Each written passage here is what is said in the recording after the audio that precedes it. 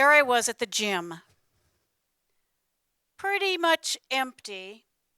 It was my perfect opportunity to try out the machine that my physical therapist had encouraged me, the hip abductor. Oh, you groan. You're familiar with that machine? I was not. I looked around again, 2 people maybe present. Good, I wouldn't make too much of a fool of myself as I tried to figure out where my legs went, how I pushed in, out. But the biggest challenge, Toastmasters, the obstacle in front of me, I couldn't get over the machine to get onto the seat. Little did I know that there's a lever that lifts things out of my way. I so wanted to belong to the gym. Clearly, that was not a place for me. I am so grateful that Toastmasters is not like that. Until it is. Because there are some people that don't feel they belong in Toastmasters. So I'm going to cover a few dimensions, I believe, for belonging that will help us be even more welcoming to those guests and new members than they might feel when they first walk through our door or show up for our Zoom meetings. We do one thing really well, extraordinarily well, logistics, right? We know how to arrange it so that people have access to the link. We name people. We have chats if we're meeting hybrid or online. If we're meeting on site, we have the rooms arranged. We've got our sergeant at arms. They know how to be welcoming. They open the meeting. We introduce guests. All of those things, I think we do extraordinarily well. Can we push it a little bit further? Yes. My club, when having hybrid meetings, there were people that were meeting online and there were people that were meeting in the room. One of the things I learned from the people that was online was she didn't know who anybody was in the room. She could tell who we were online, but in the room, we weren't using our guest tents, name tents anymore. Could we improve that? Absolutely. Are there other ways you might improve it? I love Google Maps. Do you know why I love using Google Maps most? When I put in an address, I can go to the street view and I can actually see where I'm arriving at. I know what the building itself looks like. How do we use that then for our club meetings? Well, if you're meeting online, do you have a picture of members so that they know who the people are? Do you have a picture of the building if you're meeting physically on site somewhere so they know what the building looks like? Are you clear in your directions? Those are the logistics kinds of things that you can think about.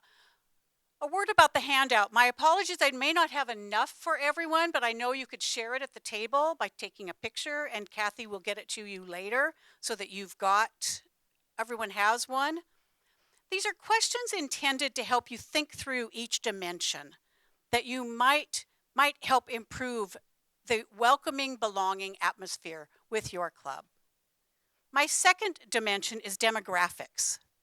These are some of the common demographics we think about. Things like gender, race, ethnicity, citizenship status, immigration status. I've got it written there. When you think about those kinds of things, again, my lesson for me, when we have a lot of people come in for whom English is not their primary language, and we speak so quickly, they can't understand us, whether on site or online, we lose them. We lose them. So slow down, pause, and make your point. Repeat if necessary. I was at a recent meeting, all online, and one of our guests was new to us. We had not met her before. Her name was Thushari. When we introduced Thushari and we pronounced her name, she said, "This is one of the most remarkable meetings I have ever been at because you took the time to learn how to say my name." She said, "It may not be a big deal to you, but with my name being as uncommon as it is in the US, every time I attend something, I hear this. Where are you from? What kind of a name is that? How do you say it? How do you say it? How do you say it?" And it's repeated so many times. What does she take away from all of that? You don't fit in here. You don't really belong. I don't get you. I don't get where you're from.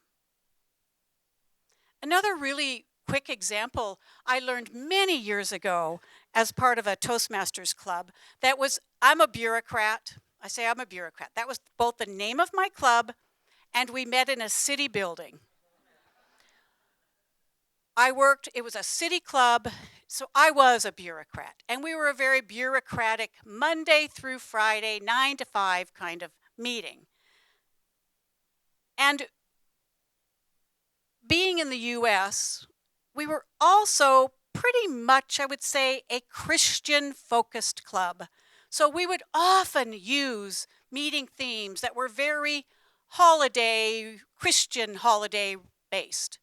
And one day we had a man of the Jewish faith come. He joined our club, and when it came time for the holiday, he said, "Have you ever had a theme of Passover?" No. "Well, have you ever had," and he went on to ask me a number of questions. No, it had never occurred to our club, at least we'd never had an intentional discussion about ways that we might even use our meeting themes to be welcoming, to actually learn more about how our world operates. And as an international organization now, I'll tell you one thing I've learned so much from being online is how much more open we are as a club, as an organization. And I love that about it. I love that when people come on, we now ask them to list on next to their name, what's your time zone? So that we can both learn and get to know, oh, you're meeting us at 4 a.m. your time. That's pretty remarkable. And we also now learn not to say, come back at 15 minutes to 6 or 7 or 7:15 or whatever time the break ends, because we've got people who are meeting us from all over the world.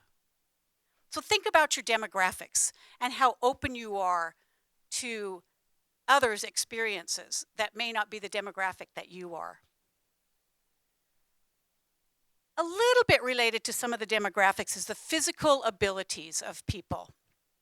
I thought about this today. It's a pretty crowded room. We're kind of weaving in and out. This would not be a very friendly space if you weren't able to physically navigate it. The step is not necessarily physically, right? Hearing, sight, all of those. I once attended a Toastmaster conference where there was a young man who at the age of 21 had been paralyzed from the neck down in a rugby accident.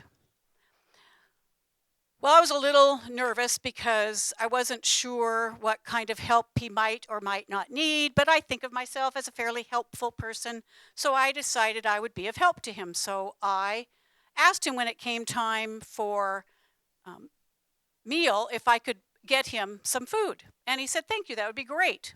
So I picked out the foods for him and brought it back to him. Some of you might guess what I did that wasn't as helpful as I intended to be. When you have no use of your arms, it is very difficult to cut up your food. So I dropped the plate in front of him and went back to my seat.